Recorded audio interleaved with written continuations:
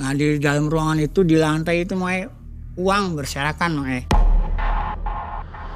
Dari awal kita jalan sampai menuju ke atas itu gangguannya Mae seperti ada suara ribut, suara berisik di atas, kayak ada suara makhluk kayak monyet gitulah bergelantungan Mae, gelantungan ke sana kemari. Terus saya lihat ada bayangan putih seperti pocong di samping pohon pisang. Memang kebetulan di sebelah kiri saya nih seperti ada tanaman untuk penduduk situnya mungkin ya. Tapi penduduk situ bukan di situ rumahnya, mungkin agak jauh lah.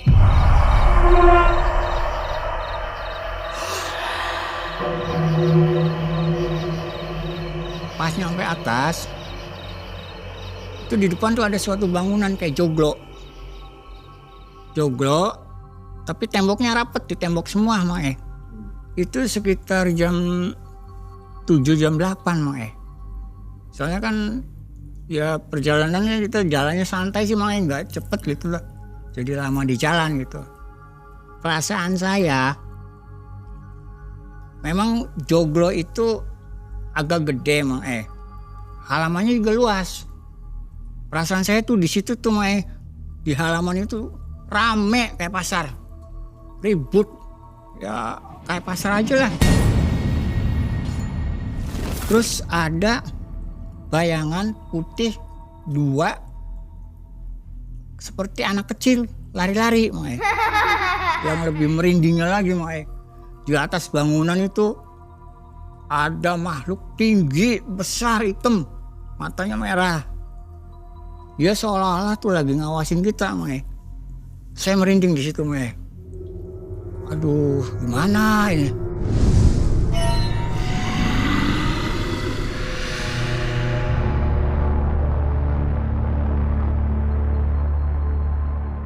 Saya mau lari tuh Mae, mau lari kemana ya?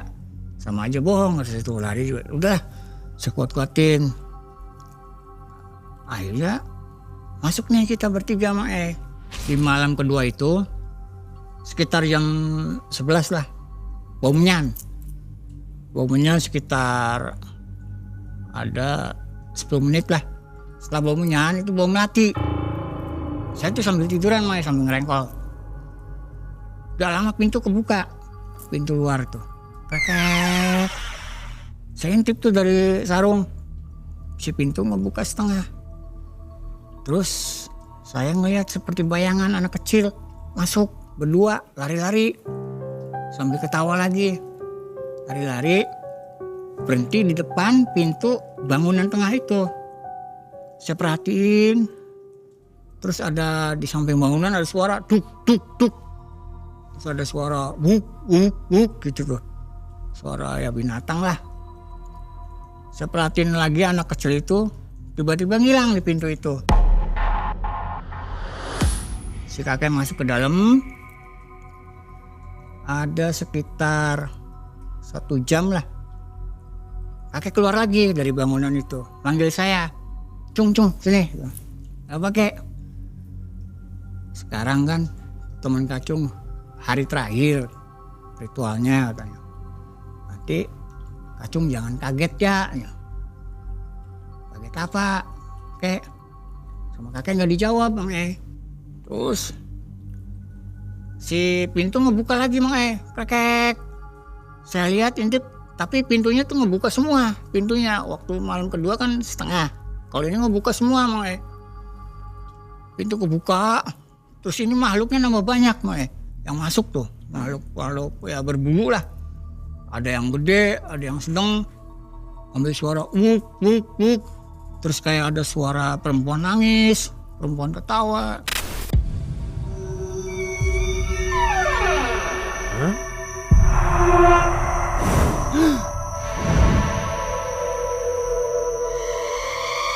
Saya pikir mungkin ini kata kakek itu ya. Kamu jangan kaget. Takut aja lah malam itu tuh. Malam ketiga itu. Nah, akhirnya alhamdulillahnya sampai pagi aman, suara itu hilang. Dan saya juga bisanya bangun, dibangunin sama kakek. Jung, bangun. Oh ya kek, kenapa? Barang-barang kamu beresin, katanya. Kita pulang. Sekitar 1 minggu saya dengar itu bapaknya meninggal, Mae. Entah kenapa lah, nggak sakit nggak apa, meninggal. Nah beberapa hari kemudian si Juri itu kedatangan tamu. Entah kamu dari mana, laki-laki.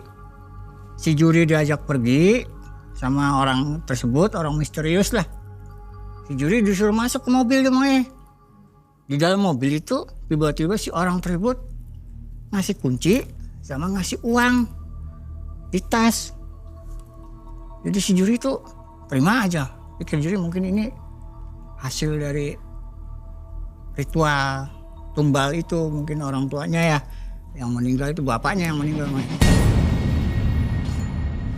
Setelah itu diterimalah Juri. Nah sama Juri itu coba dibelanjain uang itu, uang asli atau palsu. Ternyata asli uang itu. Nah udah gitu si Juri ngajak keluarganya beli pakaian. Nah, ceritanya dia pindah dari rumah itu, pindah ke tempat rumah yang lebih gede. Pas saya lagi di bengkel, si Juri datang. Tiba-tiba ada datang mobil Starlet. Saya pikir kan itu mungkin tamunya bapak ya. Turun dari mobil, saya kaget. Kok Juri yang datang? Waduh, kamu sekarang udah enak ya Jur? Ya, saya akhirnya udah ngerasain hidup jadi orang kaya. Mobil-mobil bisa, mau beli rumah bisa, mau beli pakaian juga bisa. Kamu sekarang enak ya, pakaian bagus, sepatu bagus, mobil ada. Ya, yuk jalan-jalan yuk.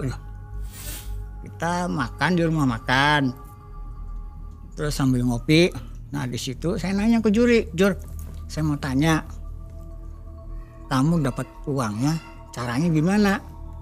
Saya di rumah itu punya ruangan khusus, jadi kalau setiap dia besok lusa mau ngasih wadah, dia masuk ke dalam ke ruangan itu sambil bawa foto. Nah kebetulan waktu itu saya bawa foto saudara bapak saya, taruh aja di meja, mungkin meja sesembahan mungkin ya Bang. Di situ kan ada menyan apa. Nah pas si Juri ngasih foto, terus dia keluar dari ruangan itu, besok-besoknya adiknya bapaknya yang meninggal.